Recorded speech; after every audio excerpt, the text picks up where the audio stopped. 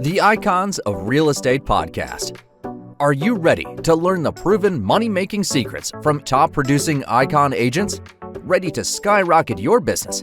This podcast is for you. Tune in every week with your host, Tomasz Fonseca, and find out how to implement proven strategies to 10 times your business. From $3 million to $30 million in just 12 months. Brought to you by the Masters in Real Estate Marketing, Arter SEO.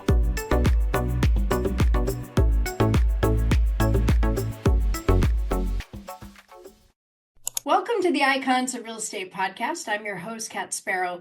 Today, my guest is Nick Harris, a real estate agent of about 4 years serving Metro Detroit. Nick, I'm so excited to have you. Thanks for joining us on the show. Yeah, thank you, Kat. I'm excited to be here and excited to chat.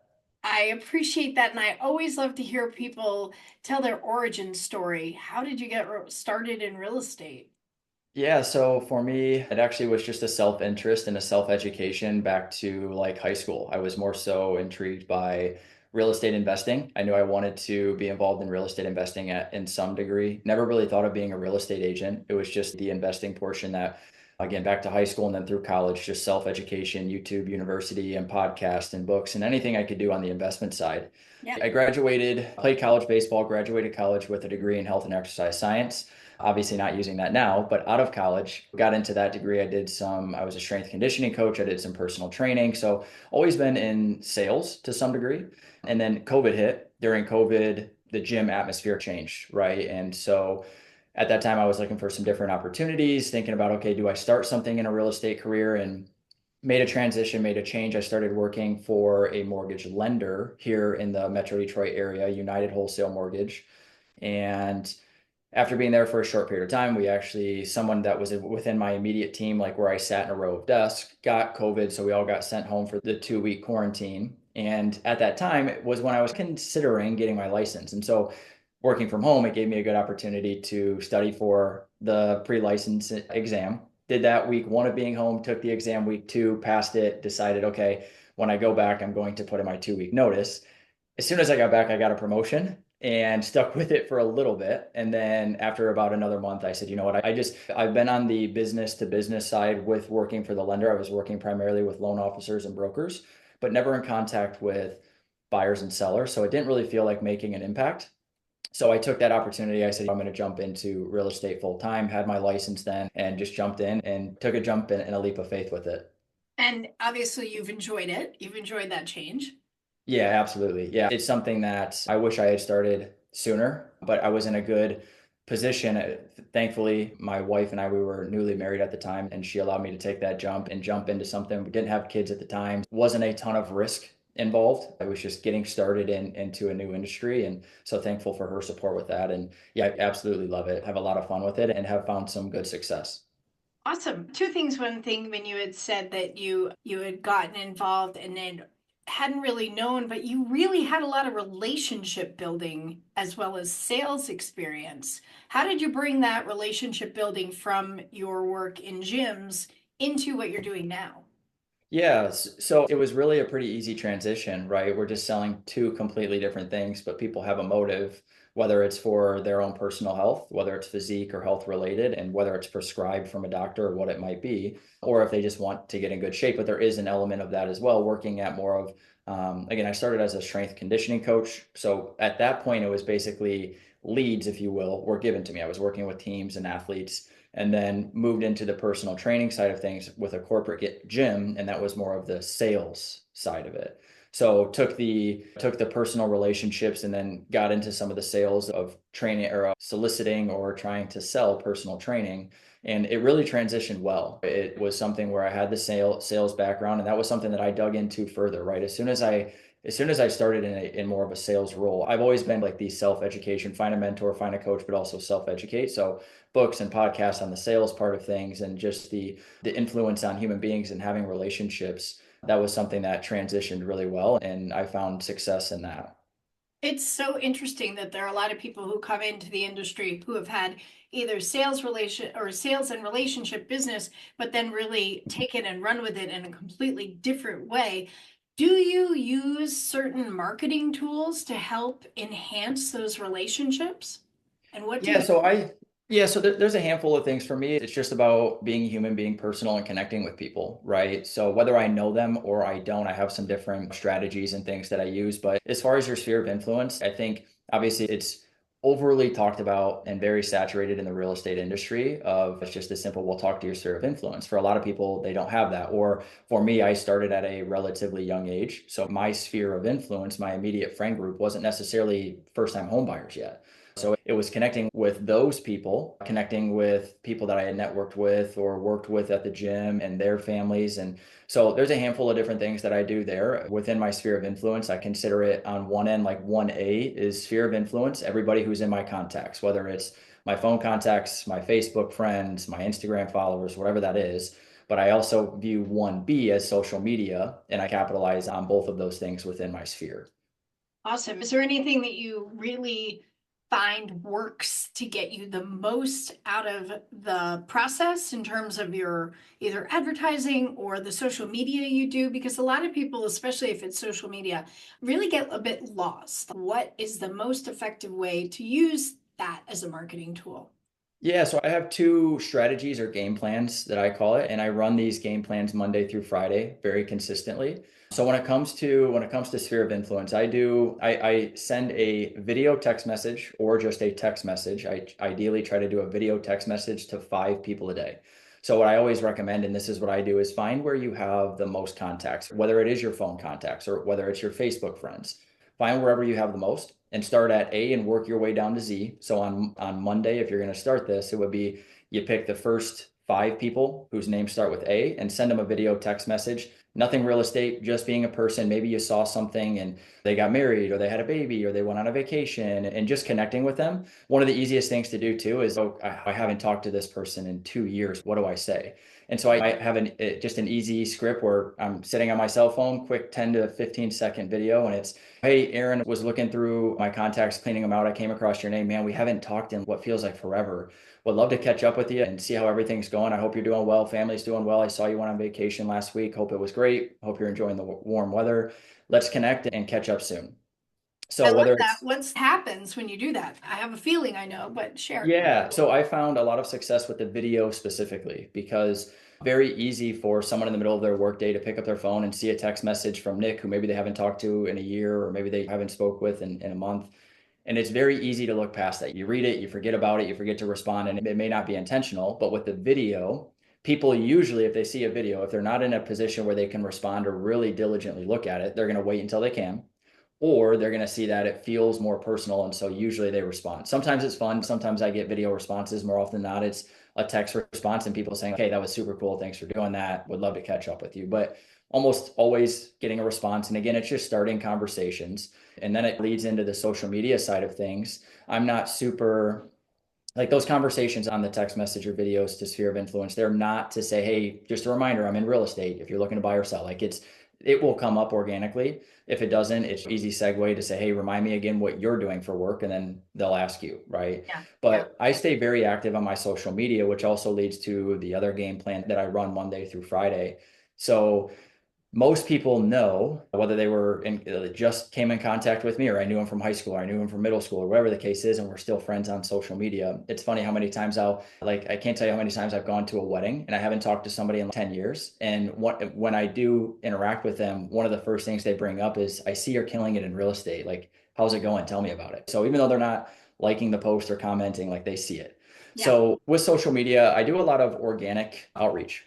I try to post at least once a day on my actual feed. So I'm big on the two that I use are Instagram and Facebook. Try to post at least once, and again, there's a lot of controversy around just sold, just listed. I think that there is some merit behind that, just to show people that you're in the industry, you're active. Again, it shows people that you're buying and selling real estate. So you have to be someone that's trusted if you're doing what you're doing. And then I try to do multiple reels, and those are more lifestyle. Those are like in the moment, whether it's conversations with clients or showings or inspections or at the closing table. And then what I also do is what I call a social 333. And you can categorize, obviously pick as many, whatever the number might look like. But for me, the first 3, so every day, Monday through Friday, 3 new follows or friend requests, 3 comments, 3 direct messages. So social 333, 3 friend requests, 3 comments, and 3 direct messages.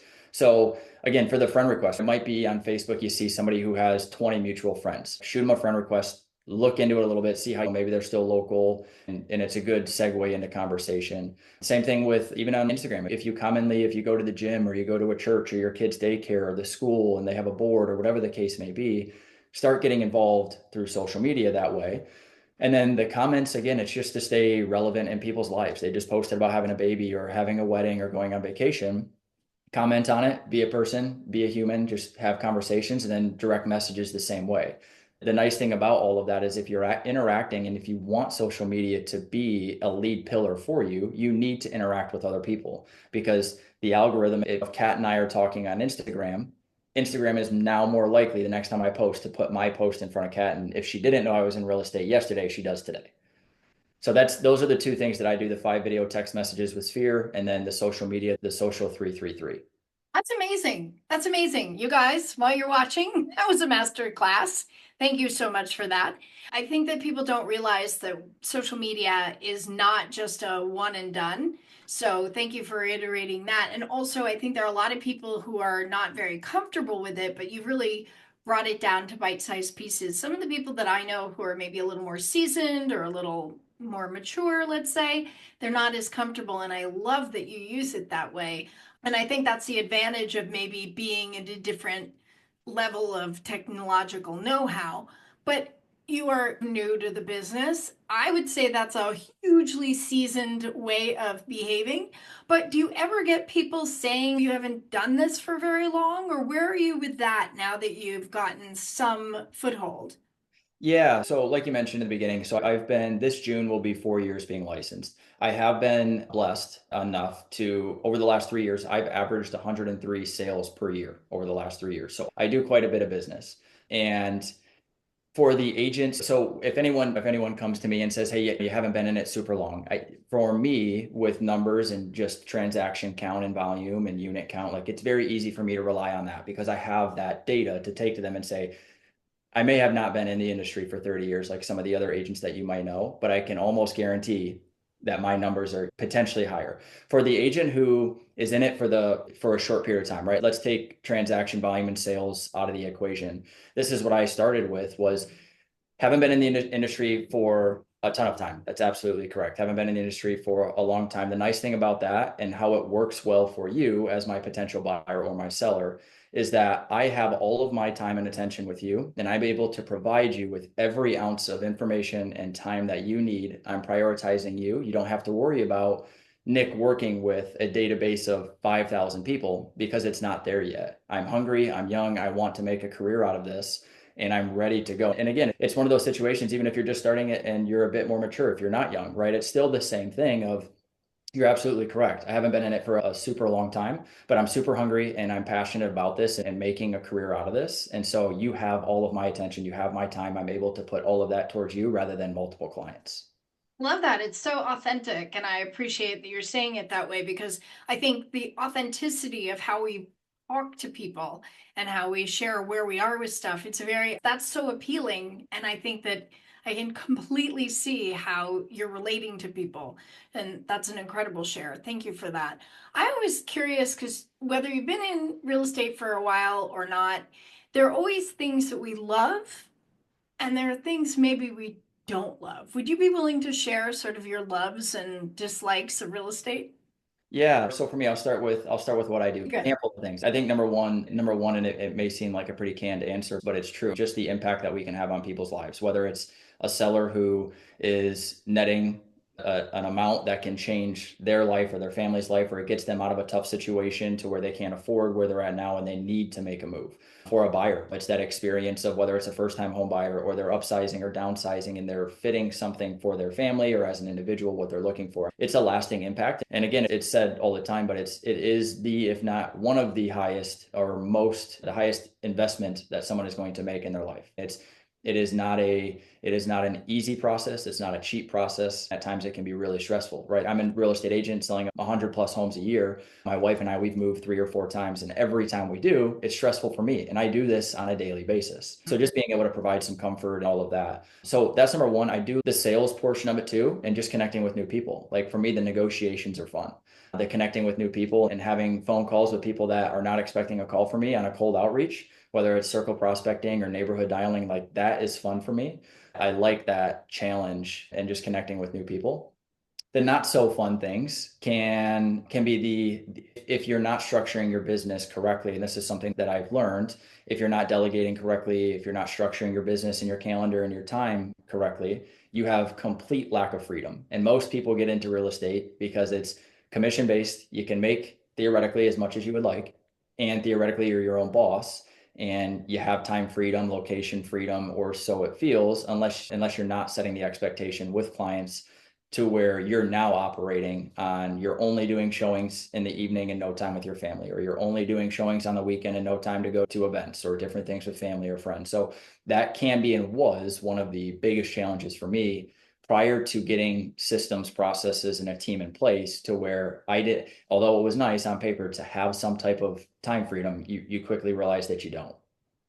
Yeah, I think that's a great point. Nick, you've shared with us how many on average sales you're doing. What is next for you? If you were going to say, I'm looking at a year, 3 years, 5 years, what are your goals? What are we going to see Nick do?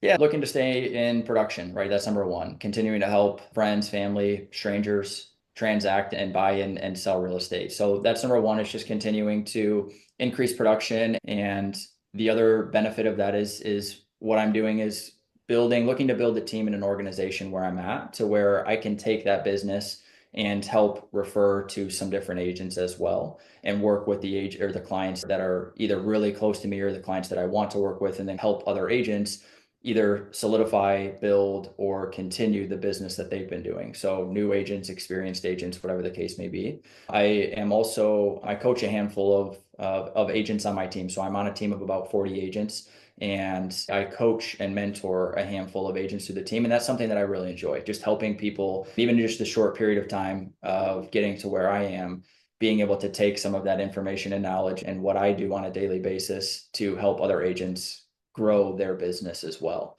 So that's the next 3-5 years. That's really where the goal is at. Continue to support my family and stay in production, and then help other agents do the same. Those are great goals, and we hope and wish for you that you meet them all and then blow them out of the water, because I have a feeling you will. So, Nick, we're coming to the end of our chat, but I wanted to know if you can help everybody know where they can reach you if they're interested in learning more about what you do or learning more about your area, whether they're buyers, sellers, or other agents.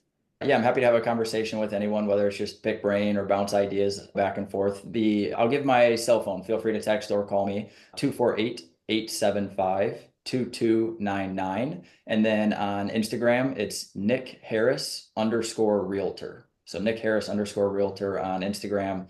Feel free to pick my brain or reach out anytime. I'm happy to chat. I love that. And you're also, we'll have that in the show notes, but also you said really you focus on Instagram and Facebook. So those are the best places maybe to reach out to you. Yeah, yep, absolutely. Facebook might be a little tough. There's quite a few Nick Harrises in the world, but Instagram, you have my direct handle, so that you can find me pretty easily there. Okay, great. And I appreciate that, because honestly, if you look up agents, because we always do for the podcast, there are often times where there are duplicates or triplicates, and Yeah, it's hard to find. So thank you yeah. for letting us know. Hey, listen, you guys watching, this has been another great episode of the Icons of Real Estate podcast. I want to give a big thank you to my guest, Nick. Nick, thank you so much for being here. Absolutely. Yeah, thank you for having me, and hopefully everybody enjoys it. Absolutely. Nick Harris, everybody. And if you enjoyed today's episodes, please share and subscribe it on all the social media platforms, as well as where you get your podcasts. Until next time, I'm Kat Sparrow. Thanks so much for watching.